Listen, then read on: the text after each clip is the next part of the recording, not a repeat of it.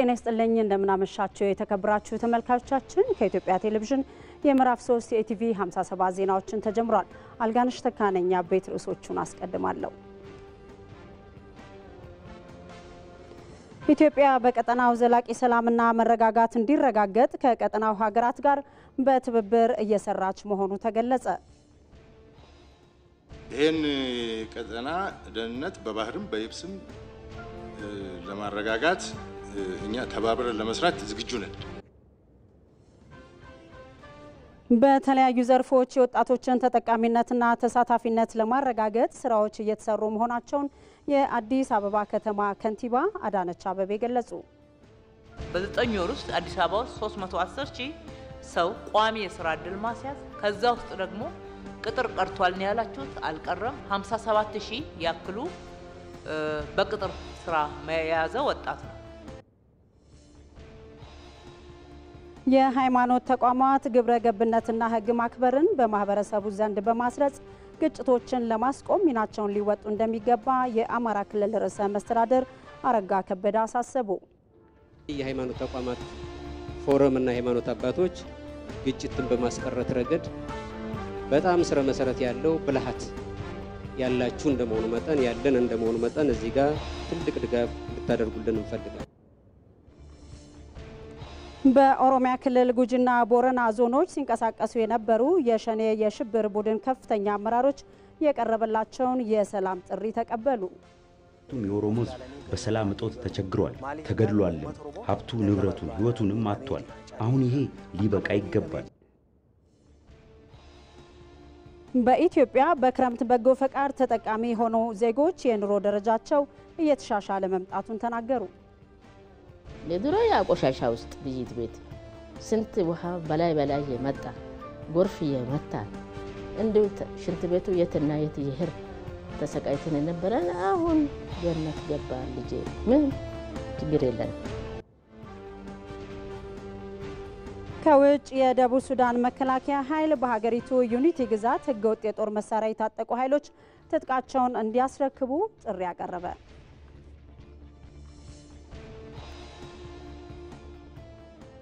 ተመልካቾቻችን በዛሬ በረቡዕ ምሽት የኢቲቪ 57 ዜናችን በአጀንዳነት የመረጥነው ጉዳይ የክረምት በጎ ፈቃድን የተመለከተ ጉዳይ ነው። በዚህ ጉዳይ ላይ ደግሞ ተጨማሪ ማብራሪያ እንዲሰጡን ሁለት እንግዶችን ጋብዘናል።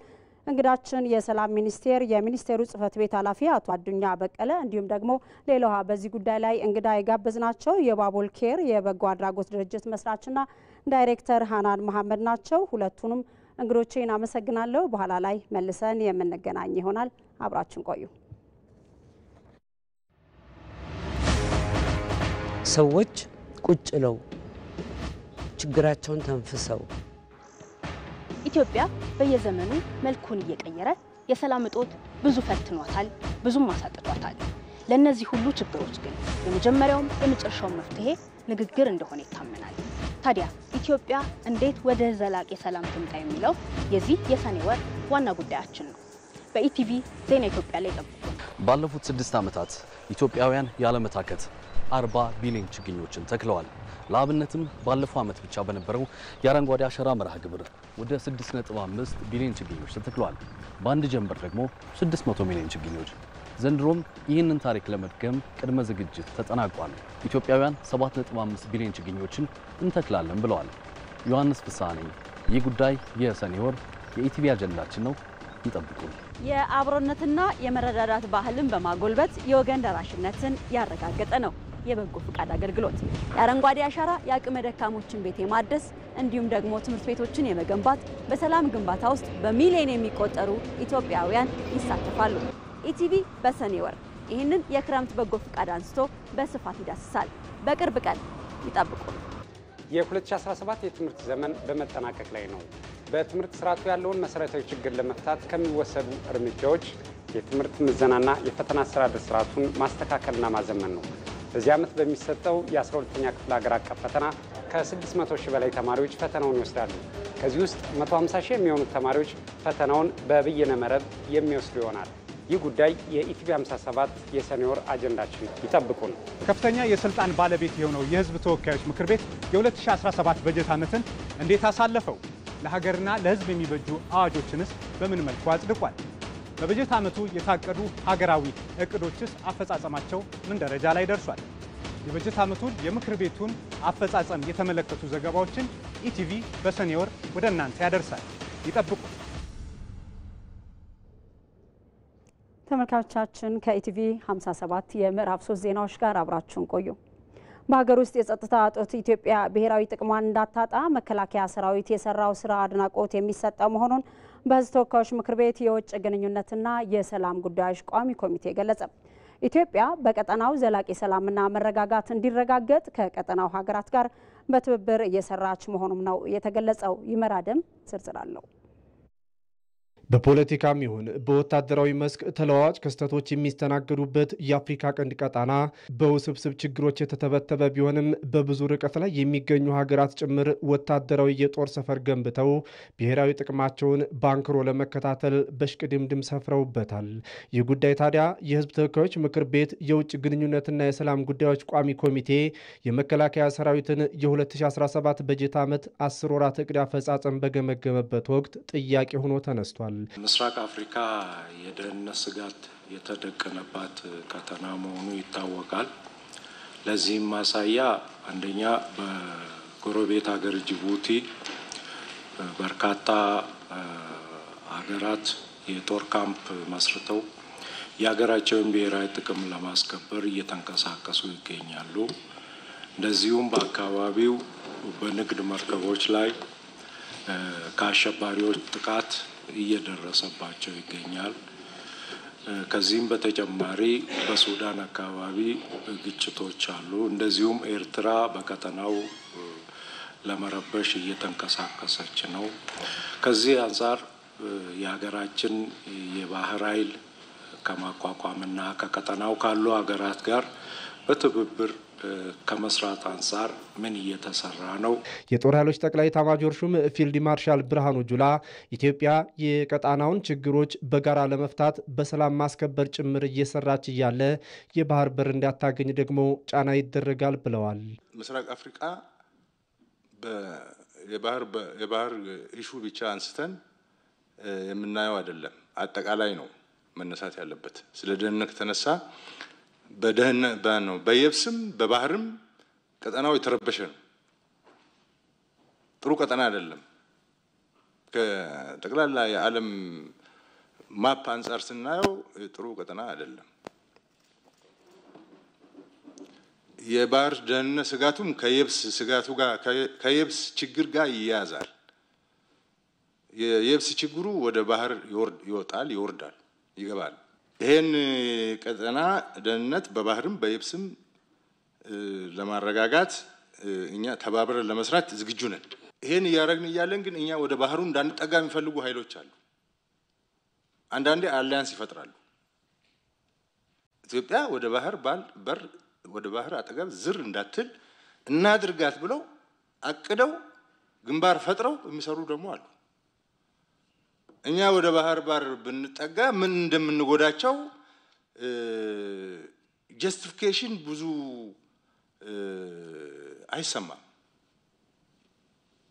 ጠንካራ ትሆናለች ነው። ጠንካራ ብትሆንም እኮ ቀጠናውን ይዛ ትጠነክራለች። የመከላከያ ሰራዊቱ በሀገር ውስጥ ሰላምን ለማስጠበቅ ከሚሰራው ባሻገር ክልሎችን በጸጥታ መዋቅር ስለማጠናከር ጉዳይም ጥያቄ ተነስቶ ጠቅላይ ኤታማዦር ሹሙ ምላሽ ሰጥተውበታል። የክልል የጸጥታ መዋቅር በሰው ኃይል፣ በስልጠና እንዲሁም በሎጂስቲክስ ተጠናክረው የአካባቢያቸውን ሰላምና ደህንነት እንዲያረጋግጡ ተገቢውን ድጋፍ በማድረግ በኩል እየተሰራ ያለ ስራ ካለ ቢብራራ። አስተካክለን በቅርብ ቀን ክልሎች የራሳቸው ጸጥታ ራሳቸው እንዲመሩት ወደ ማድረግ እየተሸጋገርን ነው። ትንሽ ከነሱ አቅም በላይ የሆነ ሲመጣ ወደ ዛ ስራ ገብተናል። በከፍተኛ ደረጃ ደግሞ ጠላት አዳክመናል። ክልሎች እየተጠናከሩ ነው። የራሳቸው የጸጥታ ኃይል እያጠናከሩ ነው። ውስጣቸውን እያጠሩ እውነተኛ የህዝብ አስተዳደር እየፈጠሩ ነው። ከፍተኛ መሻሻል አላቸው። በበጀት ዓመቱ የሀገርን ተሰሚነትና ክብር የሚያሳድጉ ጠንካራ ወታደራዊ ዲፕሎማሲ ስራዎች ስለመሰራታቸውም የመከላከያ ሚኒስትሯ ኢንጂነር አይሻ መሐመድ ተናግረዋል። ፖለቲካዊ ጠቀሜታ ያላቸው 5 የሁለትዮሽ ስምምነቶችን አድርገናል። ሌላው ለአቅም ግንባታ የሚውሉ አጠቃላይ አገራዊ የሆኑ እንደዚሁ 12 ስምምነቶች በዚሁ ዓመት ተፈጽመዋል። በሌላ በኩል ደግሞ በሂደት ላይ ያሉ 2 ስምምነቶች የሁለትዮሽ ስምምነቶች 5 ናቸው። በአጠቃላይ ሲታይ ወደ 22 የሚጠጉ ስምምነቶችን ለመፈጸምና ለማስፈጸም እየተጠቀምን እንገኛለን።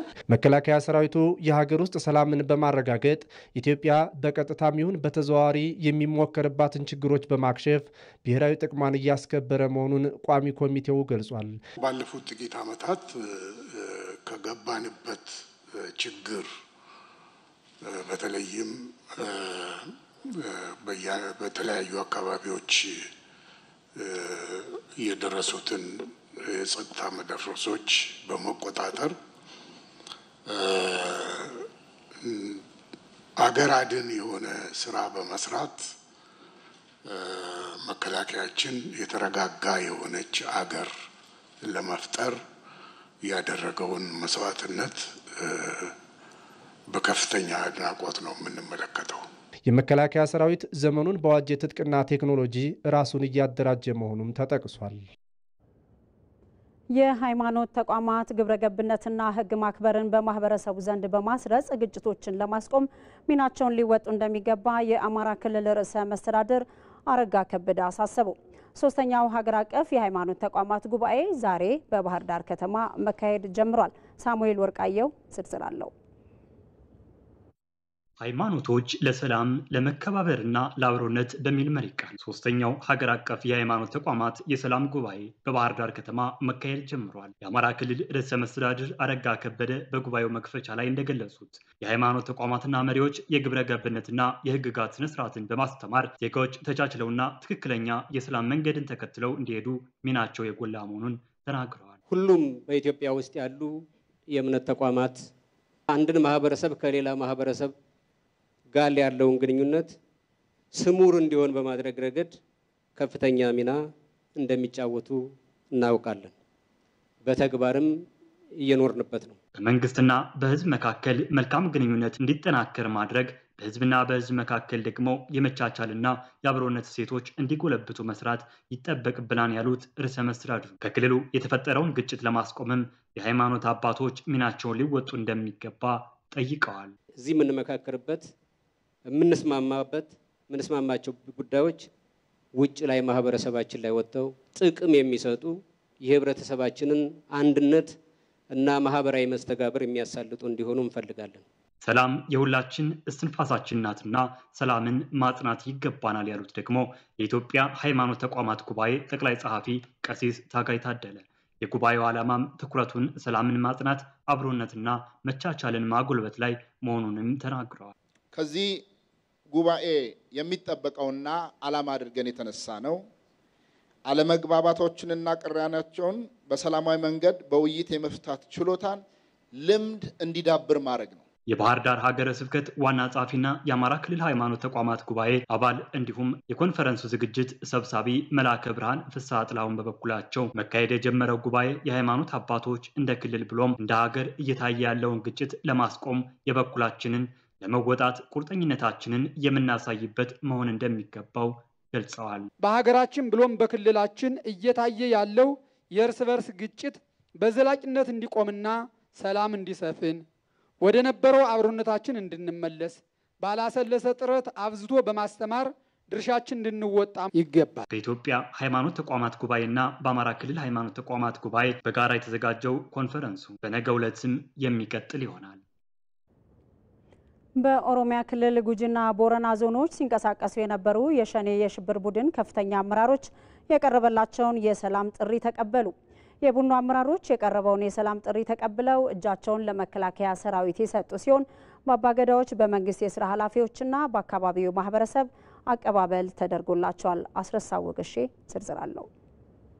በኦሮሚያ ክልል ጉጂና ቦረና ዞኖች ሲንቀሳቀሱ የነበሩ የሸኔ የሽብር ቡድን ከፍተኛ አመራሮች በአካባቢው አባገዳዎችና የዞን አመራሮች እንዲሁም በመከላከያ ሰራዊትና የአካባቢው ማህበረሰብ ሲቀርብላቸው የነበረውን የሰላም ጥሪ ተቀብለው ለሀገር መከላከያ ሰራዊት እጃቸውን ሰጥተዋል። እነዚህ አመራሮች በኦሮሚያ ክልል በቦረናና ጉጂ ዞኖች ለበርካታ ዓመታት ለጥፋት ተልዕኮ የሸኔ ሽብር ቡድንን ሲያደራጁና ሲያሰማሩ የነበሩ ከፍተኛ አመራሮች መሆናቸውንም በደቡብ እዝ የ205ኛ ኮር ምክትል አዛዥ ለኦፕሬሽናል ኮሎኔል ገብረ ጊዮርጊስ አረጋዊ ጠቁመዋል። በሰላማዊ መንገድ እጃቸው ለመከላከያ ሰራዊት ከሰጡት አመራሮች መካከልም በጉጂና በቦረና ግንባር የሚንቀሳቀሱ የቡድኑ አዛዥ ጃል ቦና ባሪና የቡድኑ ጠቅላይ ስምሪት ኃላፊ ጃል አቡሎሻይ ቦንሳ እንደሚገኙበት ምክትል አዛዡ ተናግረዋል። ከህዝቡ ጋር የምናደርገው ከአካባቢ የጸጥታ ኃይልን በተቀናጀ ስንሰራው የነበርን ውጤት ነው። እነዚህ ሁለት አመራሮች በተለይ ከፍተኛ አመራሮች ናቸው። እነዚህ ሰዎች መግባታቸው በጥላት አንድ ከፍተኛ የሞራል ውድቀት ነው። ለህዝቡ ደግሞ ሰላም ይመጣል የሚለውን ተስፋ የሰጠ ስለሆነ በጣም ጥሩ ነበረ ነው። የምስራቅ ጉጂ ዞን አስተዳደርና የጸጥታ ዘርፍ ምክትል ኃላፊ አቶ ጃርሶ ጎበና በበኩላቸው በቀጠናው ተደቅኖ የነበረውን የጸጥታ ችግር ለማስወገድ ቀሪ የቡድኑ አባላት በሰላም እንዲገቡ ጥረት እየተደረገ ስለመሆኑ አብራርተዋል። የህብረተሰቡ ተደራጅተው ሽማግሌም አባገዳዎችም በተለያየ በቀበሌ ደረጃ በዞንም በወረዳም ደረጃ ተደራጅተው ሰላሙ እንዲሰፍን ተጠናክረን እየሰራን ነው። የሰላም ጥሪውን መቀበል ሽንፈት ሳይሆን ስልጡንነት ነው ያሉት የቡድኑ አዛዥ ጃል ቦናባሪ የሐሳብ ልዩነቶችን በአፈሙዝ ሳይሆን በንግግርና በሰለጠነ አካሄድ መፍታት ሁነኛ መፍትሄ ሆኖ አግኝተነዋል ብለዋል። እሌ ተያይዘን ነውኛ ወንድነን እጅ አንሰጥን በመሃል የኛ እሊ ደግሞ ትርፉ ኪሳራ ነው እንጂ ትርፍ የለውም። ይሄ ደግሞ ውሎ መድሮ በሆን ገብቶናል። ስለዚህ ይሄ ህዝባውን ከመጣው በኋላ ነው ያየሁት የሰላም ፍላጎቱ 100% ነው። አንተ ነፃ አልወጣህም እኔ ነፃ አወጣለሁ ብዬ በሚሄድ ጊዜ ነፃ ባልወጣም እኔ የምፈልገው ሰላም ነው እንጂ ሰላም ማጣት አይደለም እና እንመካከር እያለኝ ነው ህዝቡ። ይሄ ነው ያየው። ስለዚህ የህዝብ ፍላጎት የሚበልጥ ነገር የለም ማለት ነው። ሌላኛው የታጣቂው አመራር ጃል አቡሎሻይ ቦንሳ በሀገር ሽማግሌዎችና በአባገዳዎች እንዲሁም በመከላከያ ሰራዊቱ የተደረገላቸውን ጥሪ ተከትለው ከነትጥቃቸው በሰላማዊ መንገድ መመለሳቸውን ገልጸዋል። ሰባም ሊሳለን ኡመት ኦሮሞ የኦሮሞ ህዝብ ከትላንት የተሻገሩ ጥያቄዎች አሉት። መንግስት ደግሞ በተቻለው ጥያቄዎቹን እየመለሰ ነው። ስለዚህ ይህንን ማየትና መመለስ ይገባል። ምክንያቱም የኦሮሞ ህዝብ በሰላም እጦት ተቸግሯል፣ ተገድሏልም፣ ሀብቱ ንብረቱን ህይወቱንም አጥቷል። አሁን ይሄ ሊበቃ ይገባል። በጫካ ያሉ የቀሩ ወንድሞቻችንም የእኛም መንገድ እንዲከተሉ ጥሪ ማቅረብ እወዳለሁ። በዕለቱም የመንግስት ከፍተኛ የሥራ ኃላፊዎች፣ አባገዳዎችና የሀገር መከላከያ ሰራዊት ከፍተኛ አመራሮች በምስራቅ ጉጂ በአዶላ ወዮ ከተማ ለታጣቂ ቡድኑ ደማቅ አቀባበል አድርገዋል። ዘገባው በደቡብ እዝ የ205ኛ ኮር የሰራዊት ስነልቦና ግንባታ ነው። በተለያዩ ዘርፎች የወጣቶችን ተጠቃሚነትና ተሳታፊነት ለማረጋገጥ ስራዎች እየተሰሩ መሆናቸውን የአዲስ አበባ ከተማ አስተዳደር ከንቲባ አዳነች አቤቤ ተናገሩ። ከንቲባ አዳነች አቤቤን ጨምሮ የከተማዋ ከፍተኛ የመንግስት የስራ ኃላፊዎች ከወጣቶች ጋር ውይይት አካሂደዋል። አባዲ ወይናይ ውይይቱን ተከታትሏል። የአዲስ አበባ ከተማ ከንቲባ አዳነች አቤቤና የከተማዋ ከፍተኛ የመንግስት የስራ ኃላፊዎች ከከተማዋ ነዋሪ የሆኑ ወጣቶች ጋር ውይይት አካሂደዋል። በውይይቱም ከንቲባ አዳነች አቤቤ ወጣቱ ኃይል የሀገር ተስፋ አቅምና ክብር መሆኑን ገልጸዋል። እየተከናወኑ ባሉት የልማት ስራዎችም ወጣቶችን ተጠቃሚና ተሳታፊ ለማድረግ ስራዎች ተሰርተዋል ብለዋል።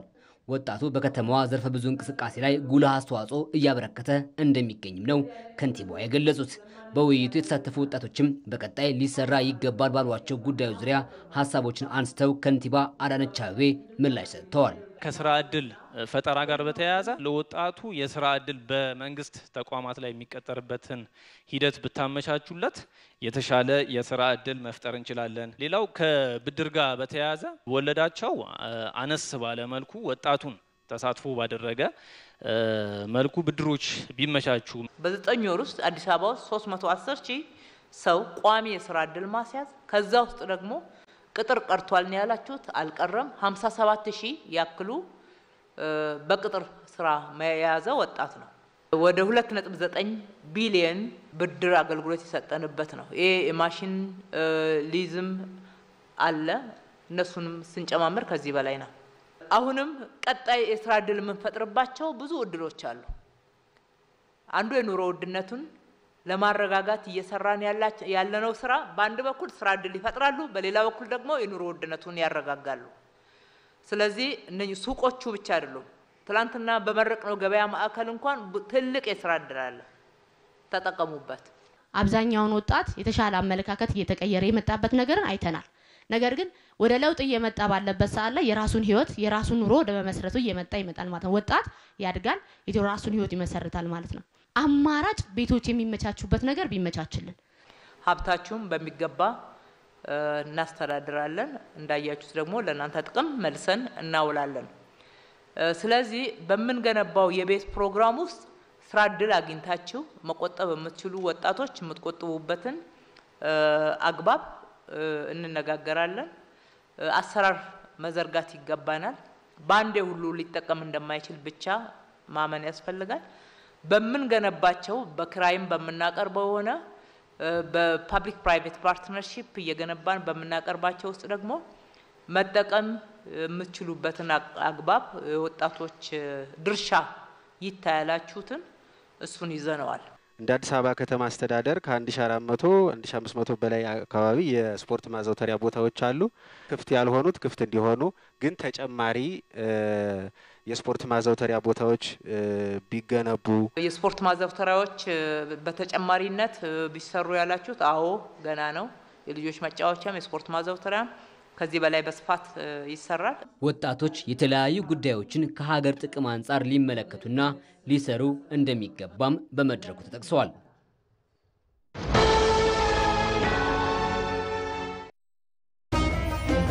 በእምነት የተሞላች ልብ የታዘዘችውን የምትፈጽምበትን ቀን ትናፍቃለች። የፈጣሪዋን ጥሪ ምላሽ ለመስጠት በእጅጉ ትጓጓለች። የምትመኘውን ቀን እስኪደርስ ራሷን አጽንታ ትጠብቃለች። ሩቅ ይመስል የነበረው ጊዜ ለታገሰ ቅርቡ ይሆናል። በእያንዳንዱ ዕለት ከእያንዳንዷ ቁጠባ ታላቁ ጉዞ አንድ ተብሎ ይጀምራል። የእስልምና እምነት ተከታዮች የእምነት ግዴታቸው የሆነውን የሐጅ ሥነ ሥርዓትን በረጅም ጊዜ ቁጠባ ንያቸውን ይሞሉ ዘንድ ባንካችን ለበይክ የቁጠባ ሂሳብን አዘጋጅቷል። ሐጅ ለሁሉም እንኳን ለ1446ኛው የኢድ አል አድሃ አረፋ በዓል በሰላም አደረሳችሁ። ሲቢኢ ኑር የተሟላ ከወለድ ነፃ የባንክ አገልግሎት። የኢትዮጵያ ንግድ ባንክ ሁሌም የሚተማመኑበት ባንክ።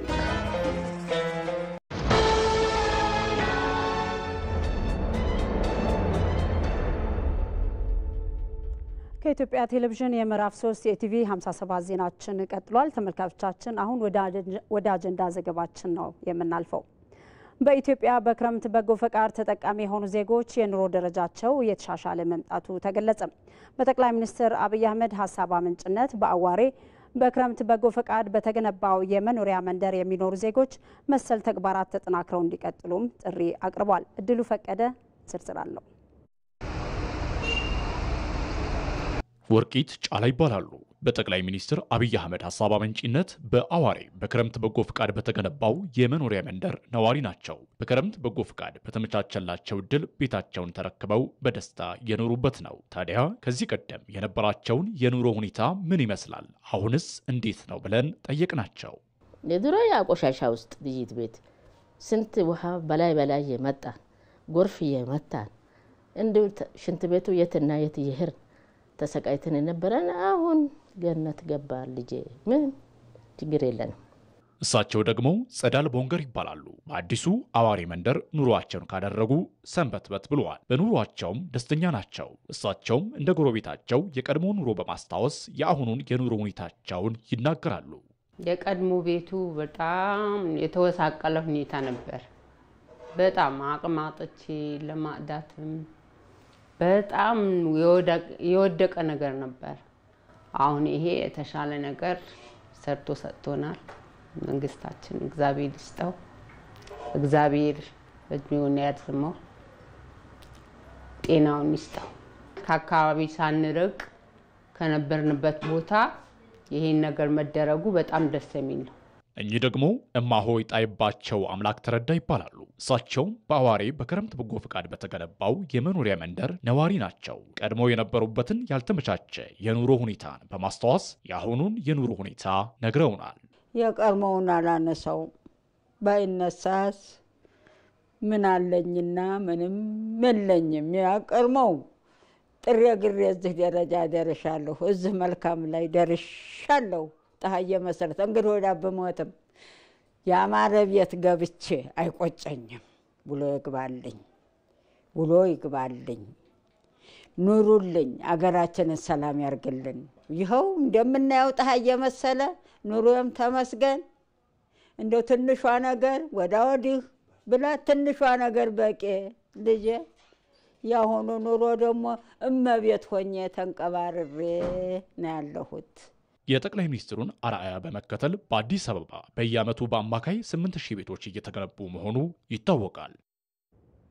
ተመልካቾቻችን እዚህ ጉዳይ ላይ ነው የምንቆየው። በዚህ ጉዳይ ላይ ደግሞ ተጨማሪ ማብራሪያ እንዲሰጡን ሁለት እንግዶችን ጋብዘናል። የሰላም ሚኒስቴር የሚኒስቴሩ ጽህፈት ቤት ኃላፊ አቶ አዱኛ በቀለ እንዲሁም ደግሞ የባቡል ኬር የበጎ አድራጎት ድርጅት መስራችና ዳይሬክተር ሀናን መሐመድ ናቸው። ሁለቱንም እንግዶቼም በድጋሚ አመሰግናለሁኝ። አቶ አዱኛ እንኳን ደህና መጡ። በእርሶ ነው የምጀምረው። እስቲ እንደሚታወቀው ባለፉት ዓመታት በርካታ የበጎ ተግባራት አገልግሎት በተለይ ደግሞ የክረምት የበጎ ፈቃድ አገልግሎት ስራዎች ተከናውኗል። እስቲ በተጨባጭ እነዚህ አገልግሎቶች ያመጡት ለውጥ እንዴት ነው የሚገለጸው? ምን ይመስላል? ኦኬ እንግዲህ እንደ ሰላም ሚኒስቴር የበጎ ፈቃድ አገልግሎት የሰላም ብሔራዊ በጎ ፈቃድ አገልግሎት በተለይም ዓላማውን የህብረ ብሔራዊ አንድነት የአገር ግንባታ መሰረት ያደረገ የበጎ ፈቃድ አገልግሎት እየሰጠ ይገኛል። ይሄ ከ2013 ጀምሮ በተለይ ወጣቶች ከየክልሉ የተሰባሰቡ ወጣቶችን በመመልመል የብሔርን፣ ዘርን፣ ሃይማኖትን መሰረት ባላደረገ መልኩ ዩኒቨርሲቲዎች እያስገባን ከ22 ቀን እስከ 45 ቀን የሚሆን በአስተሳሰብ በለውጥ በስራ እድል ፈጠራ በተለያዩ የክህሎት ስልጠናዎች ላይ በ6 ሞጁሎች ስልጠናዎች ስንሰጥ ቆይተናል። እንግዲህ በተለይ ወጣቶችም ሌሎችም የማህበረሰብ ክፍሎች ከሌሎች አካባቢ ላይ ያሉትን አስተሳሰብ ስለ ሌሎች አካባቢ ያላቸውን አመለካከት እንዲቀይሩና አብሮነትን እንዲያጎለብቱ ከማድረግ ዩኒቨርሲቲ ገብተው የሚሰለጥኑበት ሁኔታዎች አሉ። በስልጠናው ሂደት ውስጥ እንግዲህ አብሮነት በጋራ የመኖር ሂደትም በዛው የሚተዋወቁበት ሂደቶችንም አሉ። ከ2013 ጀምሮ እንግዲህ በ13 ዙር ነው ስልጠናውን እየሰጠን የመጣ ነው። በ13 ዙር ወደ 95000 በላይ የሚሆኑ ከተለያዩ አካባቢ የመጡ ወጣቶችን የማሰልጠንና ወደማያውቁበት አካባቢ የማያሰማራት ለምሳሌ ከአማራ ክልል የመጣ ኦሮሚያ፣ ደቡብ ወይ ሶማሌ ክልል እንደዚህ የሚሰማራበት ከኦሮሚያ የመጣ የማያውቁት አካባቢ ላይ የማህበረሰቡን የማገልገል ሂደቶች አሉ። በዚህ ሂደት ውስጥ እንግዲህ ዋነኛው ዓላማ አብሮነት፣ የጋራ ኑሮ፣ ህብረ ብሔራዊነት እንዲጎለብት ነው። ከዚህ ጎን ለጎን እንደተባለው እንግዲህ ከበጎ ፈቃድ አገልግሎት አንጻር ማህበረሰቡን የማገልገል ስራዎች ይሰራሉ። በዚህ ሂደት ውስጥ እንግዲህ የተጎዱ የማህበረሰብ ክፍሎች ይኖራሉ፣ አረጋውያኖች ይኖራሉ፣ ደም የመለገስ ስራዎች ይሰራሉ፣ ቤቶችን የመጠገን ስራዎች ይሰራሉ። በጣም በርካታ ስራዎችን ነው እየተሰራ ያለውና በዚህ ሂደት ውስጥ እንግዲህ በዘንድሮ ዓመት ይህንን ካለው ከአጠቃላይ በሀገሪቱ ያሉ የወጣት ቁጥርን ተደራሽ ለማድረግ ሞዳሊቲውን የመቀየር አስፈላጊ በመሆኑ በተለይም እነኚህ ወጣቶች ከሰለጠኑ በኋላ ወደ አካባቢያቸው ተመልሰው ሌሎችን ወጣቶችን የማሰልጠንና በበጎ ፈቃድ እንዲሰማሩ ከማድረግ አንጻር በዚህም ደረጃ ከ100,000 በላይ ወጣቶች እንደዚሁ የተሰማሩበት ሁኔታ አለ። ሌሎችም ስራዎችም እንደዚሁ በስፋት የሰራ ነው። ለአብነት በአሁኑ ዛሬ ለምሳሌ ብንወስደው በመቱ፣ በአርባ ምንጭ፣ በጅጅጋ፣ በወሎ እና በአሶሳ ዩኒቨርሲቲ ከ4441 በላይ ወጣቶች ተመርቀው እንግዲህ ለስምሪት ዝግጁ ሆነዋል ማለት ነው። መልካም መለሳለሁ። አቶ አዱኛ ወደ ባቡል ኬር እሻግራለሁ። እስቲ የበጎ ፈቃድ ስራ የሰዎችን ሸክም በማቅለል አንጻር እስቲ የሚሰጠው እርካታ እንዴት ነው የሚገለጸው? በጎ ተግባር ማከናወን ማለት ነው። ያው በጎ አድራጎት ሲባል ሰዎች ዝም ብሎ ሰው ማገዝ ወይም ደግሞ ሰው እንዳይሰራ ማድረግ ነው ብለው የሚያስቡ አሉ። በጎ አድራጎት ማለት እውነቴን ነው አሁን ስናየው ለሀገርም እሴት ነው። አንደኛ በጋራ መቆምን ያስተምራል። ሁለተኛ በጎ አድራጎት ላይ የሚቀጠሩ ሰዎች ለራሳቸው አልፈው ከቤተሰቦቻቸው አልፈው ለመንግስት ግብር ይከፍላሉ። ለሀገር ግንባታም የሚውሉ ናቸው። በጣም ብዙ ነገር የሀገርም ገጽታ ነው። የራስሽን ዜጋ በራስሽ ማገዝ፣ በራስሽ ማስተማር፣ ቆሻሻ ቤት ማደስ ብዙ ነገር ነው እዛ ላይ የምታዩና እውነቴን ነው ለሀገር ገጽታ ራሱ ትልቅ አስተዋጽኦ ያደርጋል። በጎ አድራጎት ማለት እኛ እንደምናስበው አይደለም። ከተለያየ ቦታ የመጡ ሰዎች በጋራ እንዲቆሙ ያደርጋል። እገዛ በጎ ፍቃድ ምን እንደሆነ የማያውቁ ሰዎች እዛ መተው ሲያዩ በጎ ፍቃደኝነትን ይማራሉ።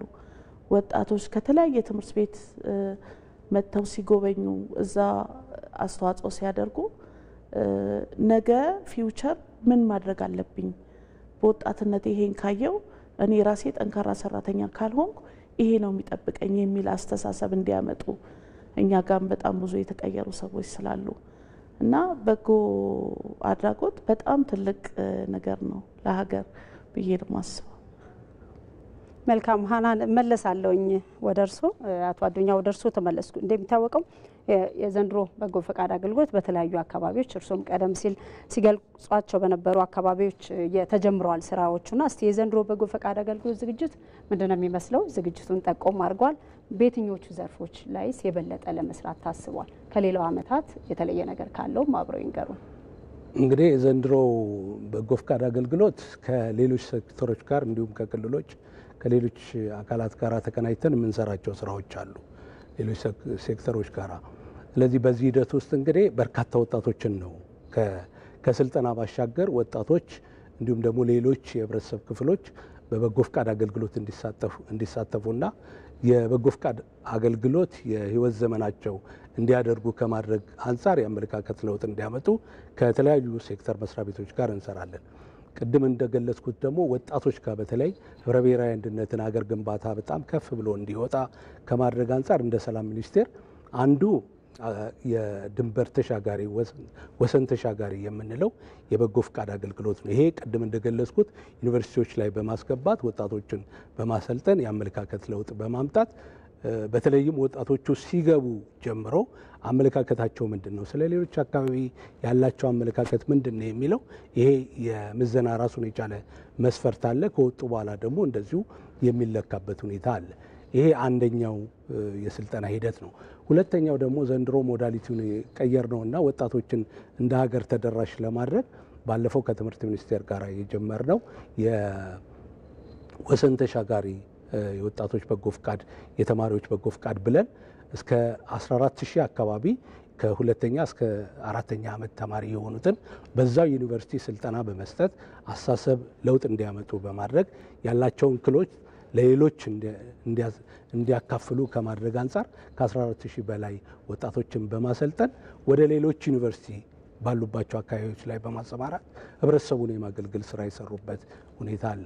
ከዛ ውጭ እንግዲህ በስፋት ቅድም እንደገለጽኩት እነኚህ ወጣቶች ወደ አካባቢያቸው ተመልሰው እንደኛ የሴፍ የምንላቸው አሰልጣኞች አሉ። ከነሱ ጋር በመሆን ከክልሎች ጋር በስፋት እንሄዳለን። በዚህ ሂደት ውስጥ እንግዲህ በጣም እጅግ በጣም በርካታ ወጣቶችን በማሰማራት አንደኛው የማህበረሰብ አገልግሎት ከመስጠት ነው። በዚህ ሂደት ውስጥ እንግዲህ ወደ ከዘንድሮ ብቻ ከ456,000 በላይ የሚሆኑ የህብረተሰብ ክፍሎች በተለያየ አንግል ተጠቃሚ እንዲሆኑ ህብረተሰቡ እንዲደገፉ በማድረግ ሂደቶች አሉ። በዚህ ሂደት ውስጥ እንግዲህ ዋነኛው ቅድም እንደገለጽኩት አብሮነት ነው። ህብረ ብሔራዊነት እንዲጎለበት ከማድረግ አንጻር ስራዎች ተሰርተዋል ማለት ነው። መልካም አቶ አዱኛ። ሃናን መሐመድ ወደ እርሶ ተመልሻለሁ። እስቲ የበጎነት እሴት እንዴት ነው የምንጠቀምበት? እንደዚህ አይነት በጎ ተግባራትን እሴቱን እንዴት እንጠቀምበት? ሁልጊዜ ከሚሰራው የበጎ አድራጎት ስራ ጋር እስቲ አያይዘው ይንገሩን እስቲ የተወሰነ ነገር። ለምሳሌ እንደ ባቡል ኬር በመጣልሽ መጀመሪያ ስንጀምር በዚህ ደረጃ ሀገር ይገነባል በጎነት ብለን አስበን አይደለም፣ ጀስት ለማብላት ነበር የተነሳሳ ነው። አሁን ያለውን ነገር ስታይ ማንተዋወቅ ሰዎች በጋራ ቆመን በጋራ ሰዎችን ስናግዝ ታያለሽ። ከደም ልገሳ ጀምሮ ቤት እደሳ፣ ምግብ በየቀኑ ማነቃቸው ሰዎች በምንም ማንገናኛቸው መተው በጎ ፍቃድ አገልግሎት ይሰጣሉ፣ ምግብ ያመጣሉ፣ ከጎንሽ ይቆማሉ። ይሄ እንደ እሴት ትልቅ አስተዋጽኦ አለው።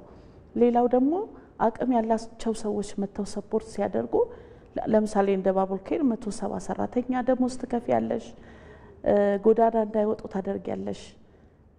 ከሰዎች ሰብስበሽ ለሰዎች ስታደርጊ ፍትሃዊነት ይመጣል። አንዱ ለአንዱ ጥሩ አመለካከት ይኖረዋል።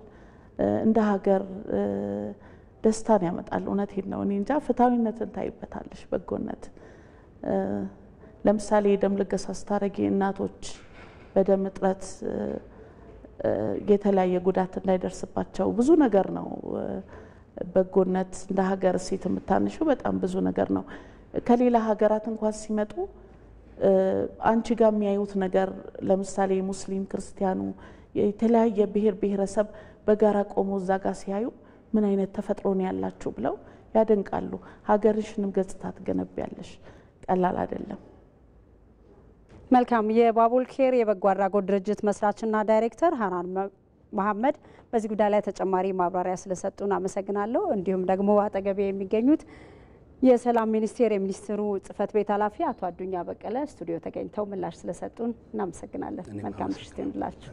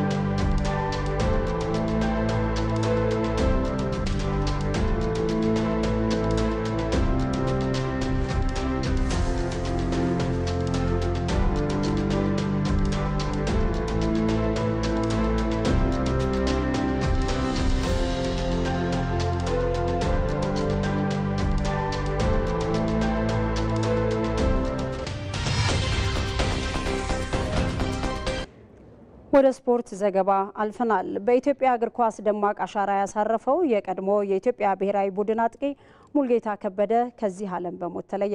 አጥቂው ሙልጌታ ከበደ ከኢትዮጵያ ብሔራዊ ቡድን ጋር የሴካፋ ዋንጫን ከቅዱስ ጊዮርጊስ ጋር ደግሞ ከ10 በላይ ዋንጫዎችን ማሳካት የቻለ ውጤታማ ተጫዋች ነበር።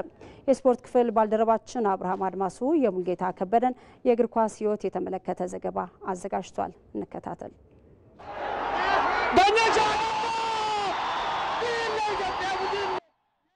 የደስታ በአዲስ አበባ ስቴዲየም እንዲፈጠር ወሳኙን የመለያ ምት እንዲመታ በአሰልጣኝ ክላውስ ሄፓውሰን የተመረጠው የቅዱስ ጊዮርጊሱ ኮከብ ሙልጌታ ከበደ ነበር። ከርቀት ግብ የሚያስቆጥሩ አጥቂ ግን ከፍጹም ቅጣት ምት ጋር ጥሩ ታሪክ የለውምና ለመምታት ድፍረት አጣ። ወኔያሙ የቡድን አጋሩ ዳኛቸው ደምሴ ሊመታ ሄደ። ዳኞ ገላግሌ ያስቆጠረ። ኢትዮጵያም የ15ኛው የምስራቅና መካከለኛ አፍሪካ ዋንጫ አሸናፊ ሆነች።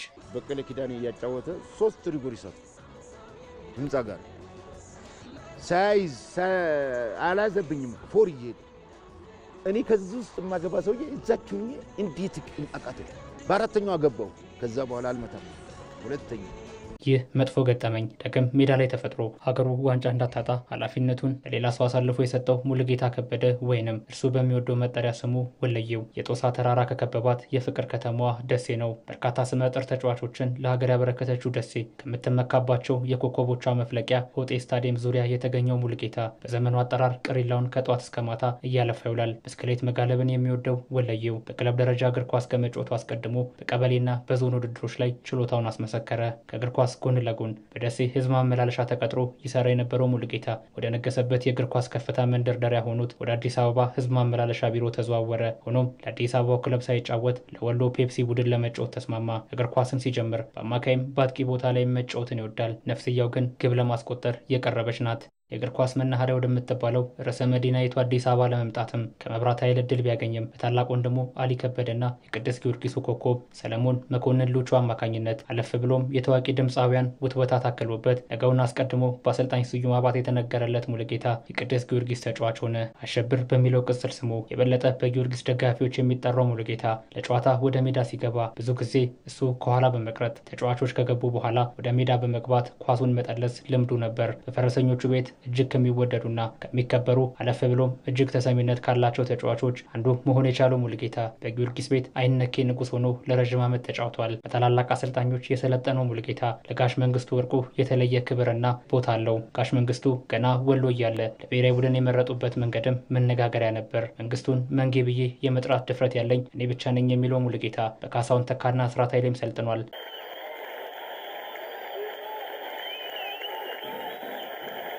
በኢትዮጵያ እግር ኳስ ውስጥ የጦሳ ተራራን ያህል ስም ገንብቷል። ቁመቱ አጠር ያለ ቢሆንም ከየትኛውም ተከላካይ በላይ ዘሎ ግብ ያስቆጥራል። በየትኛው ደቂቃም ጎል ጋር መድረስ እንዳለበት የሚያውቅ የጨዋታ ውጤት ቀያሪም ሲሆን ምን ማድረግ እንዳለበት የሚያውቅም ጭምር ነው። ጊዮርጊስን በትልልቅ ጨዋታዎች ላይ ተሸክሞ የሚወጣ ግብ አስቆጣሪ፣ ፈጣን፣ ቀልጣፋ፣ ድንቅ የቦታ አያያዙ የሚመሰከርለት ወለየው ጎል ከማስቆጠር በተጨማሪም ለጎል የሚሆኑ ኳሶችን በመፍጠር የሚደርስበትም አልነበረም። ለ13 ዓመታት በአንድ ጫማ መጫወትም ችሏል። በቅዱስ ጊዮርጊስ መለያ ከ1977 ዓ.ም እስከ 1989 ዓ.ም ድረስ ተጫውቶ ማሳለፍ የቻለው ሙሉጌታ ከቡድኑ ጋር በኢትዮጵያ ሻምፒዮና፣ በኢትዮጵያ ጥሎ ማለፍና በአሸናፊዎች አሸናፊ ወደ 14 የሚጠጉ ዋንጫዎችን ማሳካት ችሏል። ከወሎ ፔፕሲ ወደ ጊዮርጊስ ከተዘዋወረ ጀምሮ ጊዮርጊስን ለተደጋጋሚ ዋንጫ ድል ያበቃው ሙሉጌታ ለአገሩና ለቡድኑ ሲልም ዳኞችን ሜዳ ላይ እስከመሸወድ የደረሰ ታሪክም ሰርቷል። ዳኛቸውን ነው ሊያስወጣብኝ ነው በቀይ በቀለ ኪዳን ግርግር ሲል እኔ እቅፍ አድርጌ ከኪሱ አንዱ ላፍ አድርጌው እዚህ ውስጥ ቶሎ አስገባባት በእንለምነው እምቢ አለ። በብሔራዊ ቡድንም የማይነካው ሙሉጌታ ከሞክሼው ሙሉጌታ ወልደየስ ጋር የነበራቸው ጥምረት የማይረሳ ታሪክን እንዲሰሩ አስችሏቸዋል። ገና በትልቅ ክለብ ደረጃ ሳይጫወት በወሎ ምርጥ እያለ ባሳየው ብቃት ለብሔራዊ ቡድን ደጋግሞ ጥሪ እየደረሰው ይጫወትም ነበር። በአንድ ወቅት በአሰልጣኝ ካሳውን ተካ ከብሔራዊ ቡድኑ ሲቀነስ በህዝብ ተቃውሞ ሙሉጌታ ዳግም ለብሔራዊ ቡድን ተመልሷል። በወቅቱም ከህዝብ ዘንድ የማይጠፋውን ታሪክ በአፍሪካ ዋንጫ ማጣሪያ ከቤኒን ጋር በነበረው ጨዋታ ሰራ። በኃይለኛ መታው። በኃይለኛ ሲመታው ኳሷ የት ነው አለች መሰል እዝ ሲሆን ዳኛው እዛ ነው አላየም። ይሄንን ገለበጥኩና አወጣሁት። ኳሱ አወጣውና እየሮጥኩ ወደ ከዚህ ውስጥ አወጣውና እየሮጥኩ ወደ መሃል ሜዳ ሂጄ ቁጭ አረኩላችሁ። ዳኛም ጎል አለ። ሀገሩን አስቀድሞ ታሪክ የሰራው ጀግና ከሀገር ዞሮ የመጫወት ዕድል ባገኘባቸው አጋጣሚዎች የቡድን አጋሮቹ ሲጠፉ የሰጠኝን የሀገር አደራን ትቼ አልሰደድም በማለት ወደ ሀገሩ ይመለስ የነበረው ወለየው ከእግር ኳስ ከተገለለ በኋላ ኑሮን በሀገር አሜሪካ አድርጎ እንደነበር ይታወሳል። ከዓመታት በፊት ወደ ኢትዮጵያ በተመለሰበት ወቅትም ታሪክ በሰራበት ቅዱስ ጊዮርጊስ ክለብ ደጋፊዎች ደማቅ አቀባበል በአዲስ አበባ ስቴዲየም ተደርጎለት ነበር።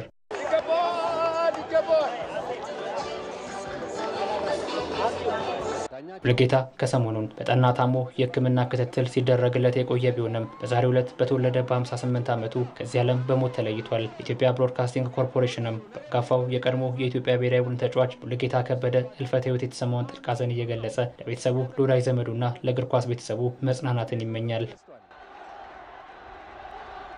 3 በረጅሙ አሻማ በቀላለ ዳኛቸው ተመልካቾቻችን የኢትዮጵያ ብሮድካስቲንግ ኮርፖሬሽንም በታዋቂው የእግር ኳስ ተጫዋች ሙሉጌታ ከበደ ህልፈት የተሰማውን ሐዘን እየገለጸ ለወዳጆቹና ለአድናቂዎቹ ሁሉ መጽናናትን ይመኛል። ወደ ውጭ መረጃ ስንሻገር የደቡብ ሱዳን መከላከያ ኃይል በሀገሪቱ ዩኒት ግዛት ህገወጥ የጦር መሳሪያ የታጠቁ ኃይሎች ትጥቃቸውን እንዲያስረክቡ ጥሪ አቅርቧል። ተመልካቾቻችን በ3 ምዕራፍ ወደ እናንተ ሲደርስ የነበረው የረቡዕ ምሽት የኢቲቪ 57 ዜናችን ተጠናቋል።